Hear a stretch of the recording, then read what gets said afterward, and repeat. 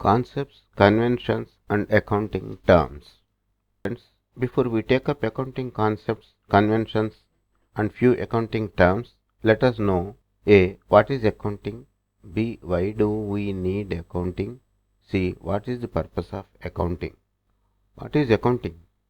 Accounting can be defined as the production of financial information. Accounting allows us to know how much money you are earning, how much you are spending, how much you are worth, and where you can improve your financial status. Why do we need accounting? Without accounting, you cannot ascertain your income, expenses, profit, and plan further growth of your monetary dealings and business. What is the purpose of accounting? The purpose of accounting is to understand how you are making money and in turn how you are using it. Accountancy provides you with the skills you need to manage your money, where you can trace and categorize your expenses and effectively budget your income. This allows you to determine and manage exactly how much you spend on essentials and non-essential items to plan the savings and earning capacity as well. Accounting concepts. While implementing accounting in our day-to-day affairs, we come across few accounting concepts which imply the principles to follow while accounting. They are as follows. 1. Business entity concept. 2. Money measurement concept. 3. Dual aspect concept. 4. Going concern concept. 5. Cost concept. 6. Accounting year concept. Matching concept. 8. Realization concept. Let us discuss the accounting concepts one by one. Business entity concept. A business has a legal entity. It separates the owner and business as two independent legal persons as far as their financial transactions are concerned. For example, a owner brings rupees 10,000 as his capital into his own business, but here, as the business has legal entity, it considers 10,000 rupees as a liability to A, the owner, towards his share of capital into the business. Thus, though the business is of his own, the business owes A for his investment to the business. Money measurement concept. Only business transactions that can be expressed in terms of money are recorded in accounting. The records of other types of transactions may be kept separately. That means the transactions not expressed in terms of money, like obtaining or exchange of facilities, are not recorded as monetary transactions. For recording them, they need to be assessed and converted into monetary values and then recorded. Dual aspect concept. For every debit, there must be a corresponding credit. The recording of a transaction is complete only with this dual aspect of debit and credit. For example, when the salary is paid in cash, the expense account salaries is debited and the cash account is credited as a transaction in the books of accounts.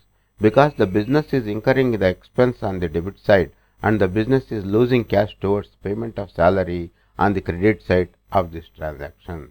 Thus, every transaction must have dual debit and credit within itself for a recording. Going concern concept. In accounting, a business is expected to continue for fairly a long time and carry out its commitments and obligations. This assumes that the business will not be forced to stop functioning and liquidate its assets. That means the business is not expected to be opened for a shorter period like 1 month, 1 year as such. It implies that the business will be continued for a continued period of time, month after month, year after year, until it could not run or close its business under unexpected circumstances. Thus, the business is in the form of continuously a go and going concern for future period of time. The transactions may have impact on the future period of time as well for the dealings in business with the related parties concerned. Cost concept.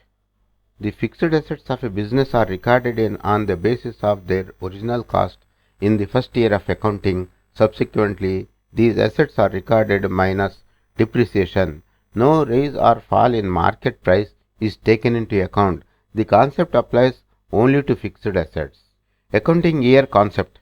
Each business chooses a specific time period to complete a cycle of the accounting process, for example, monthly, quarterly, or annually, as per the fiscal or a calendar year.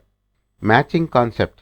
This principle dictates that for every entry of revenue recorded in a given accounting period, an equal expense entry has to be recorded for correctly calculating profit or loss in a given period. Realization concept. According to this concept, profit is recognized only when it is earned. An advance or fee paid is not considered a profit until the goods or services have been delivered to the buyer. Accounting conventions. Now comes the accounting conventions. There are four main conventions in practice in accounting. 1. Conservatism. 2. Consistency. 3. Full disclosure. And 3. Materiality. Conservatism. Conservatism is the convention by which when two values of a transaction are available, the lower value transaction is recorded. By this convention, profit should never be overestimated and there should always be a provision for losses. Consistency. Consistency prescribes the use of the same accounting principles from one period of an accounting cycle to the next, so that the same standards are applied to calculate profit and loss. Materiality. Materiality means that all material facts should be recorded in accounting. Accountants should record important data and leave out insignificant information. Full disclosure. Full disclosure entails the revelation of all information, both favorable and detrimental to a business enterprise, and which are of material value to creditors and debtors. Basic accounting terms. After the accounting concepts and conventions, let us have a quick look at some of the important accounting terms. Accounting equation, accounting methods, accounts receivable, accounts payable, assets, debit and credit, double entry bookkeeping, financial statements, balance sheet, profit and loss statement, income statement, cash flow statement, journal entry, journal ledger, single entry bookkeeping. Accounting equation. The accounting equation is written as follows.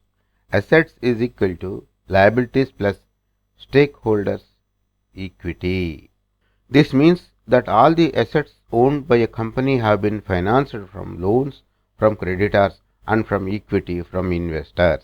Assets here stands for cash, accounts receivable, inventory, plant and machinery, etc. that a company possesses. Accounting methods. Companies choose between two methods, cash accounting or accrual accounting.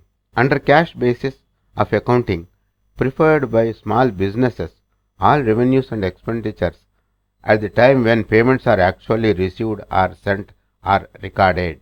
Under accrual basis of accounting, income is recorded when earned and expenses recorded when incurred, irrespective of payments made. Accounts receivable. The sum of money owed by your customers after goods or services have been delivered and used by them. Accounts payable. The amount of money you owe creditors, suppliers, etc. in return for goods and services they have delivered. Assets. Fixed and current. Current assets are assets that will be used within 1 year. For example, cash, inventory, accounts receivable, etc. Fixed assets, non-current, may provide benefits to a company for more than 1 year. For example, land, plant and machinery, etc. Debit.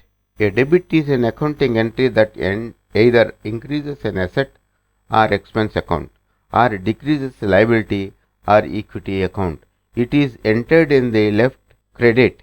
A credit is an accounting entry that either increases a liability or equity account or decreases an asset or expense account. It is entered on the right in an accounting entry. Double entry bookkeeping. Under double entry bookkeeping, every transaction is recorded in at least two accounts, as a credit in one account and as a debit in another account. For example, an automobile repair shop that collects 10,000 rupees in cash from a customer enters this amount in the revenue credit side and also in the cash debit side. Financial statements. The financial statements are the documents that reveals the financial transactions of a business or a person. The three most important financial statements for businesses are balance sheet, profit and loss statement, income statement, and cash flow statement. Balance sheet, a financial report that provides a gist of a company's assets and liabilities and owner's equity at a given time. Profit and loss statement, income statement, a financial statement that summarizes a company's performance by reviewing revenues, costs, and expenses during a specific period. Cash flow statement, the cash flow statement of a business shows the balance between the amount of cash earned and the cash expenditure incurred. Journal entry, an entry in the journal that records financial transactions in the chronological order. General ledger, a complete record of financial transactions over the life of a company. Single entry bookkeeping, under the single entry bookkeeping mainly used by small businesses, income and expenses are recorded through daily and monthly summaries of cash, receipts, and disbursements.